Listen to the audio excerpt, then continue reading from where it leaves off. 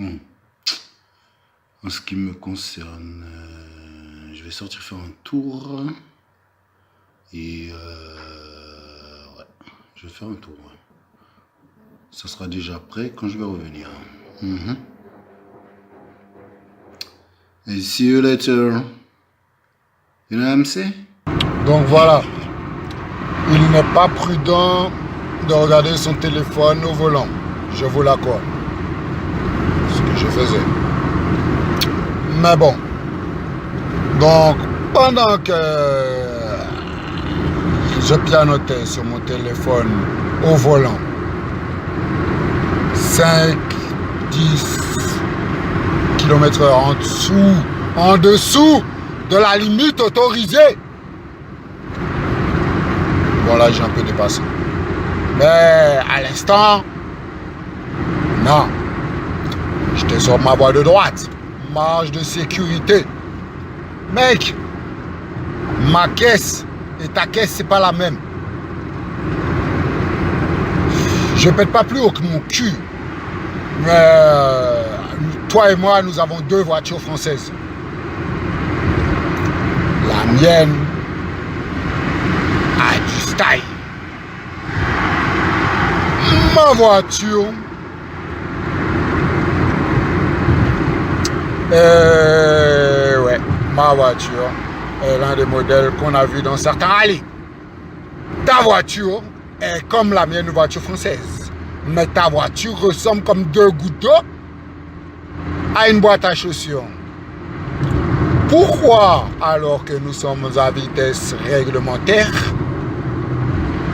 tu veux me dépasser pour au final me bloquer? Pour rien du tout. Bomboclaterie. Non. Pour que vous compreniez le premier concept de la moutonnerie. Je vous avais dit que je vous parlerai de la moutonnerie. J'espère que j'ai été clair dans ce premier exemple.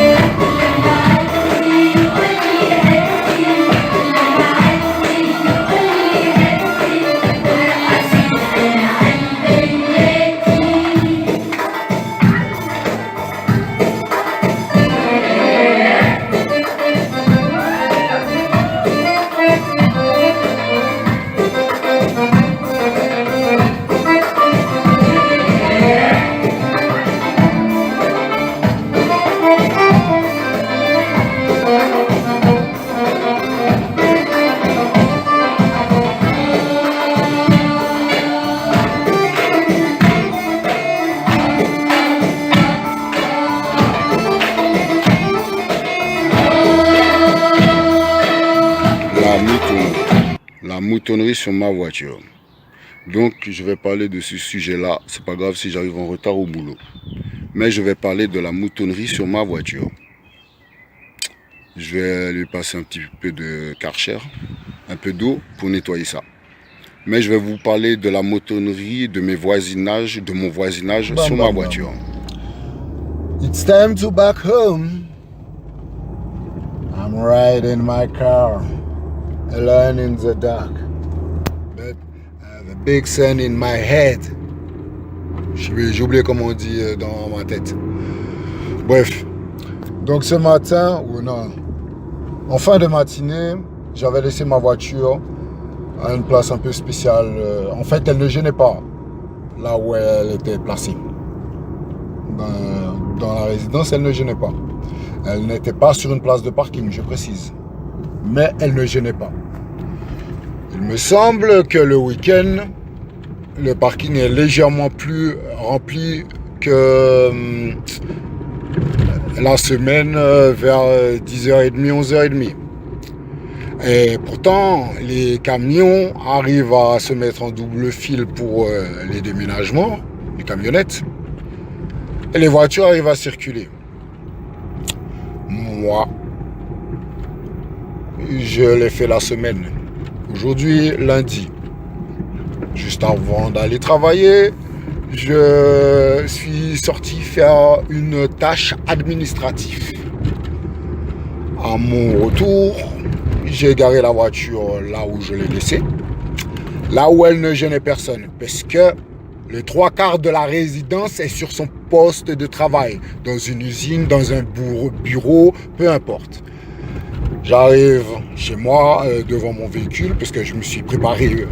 Je sors de ma tâche administrative, je me prépare, je grignote, je prépare mon casse-croûte et je m'en vais travailler. Quand je vois juste un essuie-glace qui est levé pour me signaler que ma voiture dérange, je voulais savoir, bien vérifier, mais le parking il est vide. C'est-à-dire au moment où je constate l'infraction, une dame arrive. La dame me sort.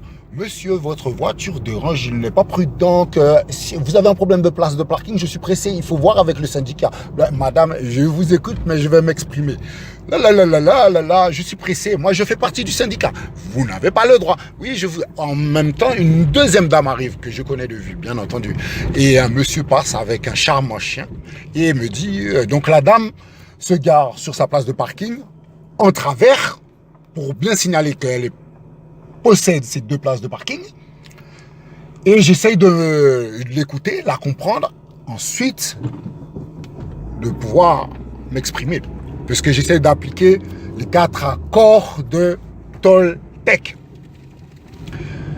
La dame s'en va, je suis pressé, je suis blablabla, je suis pressé, je fais partie du syndicat, blablabla. Ok, madame. Mais l'autre dame présente constate que j'ai pas pu m'exprimer. Je me laisse m'exprimer enfin. Et je dis à cette dame-là, oui, vous savez, mais j'ai ma place de parking. Effectivement, elle est au sous-sol. Peut-être vous avez commencé à le remarquer. Mais n'empêche que là, je sors d'une tâche administrative. Ça m'arrive des fois de sortir de chez mon boulanger. Et donc, pendant un laps de temps...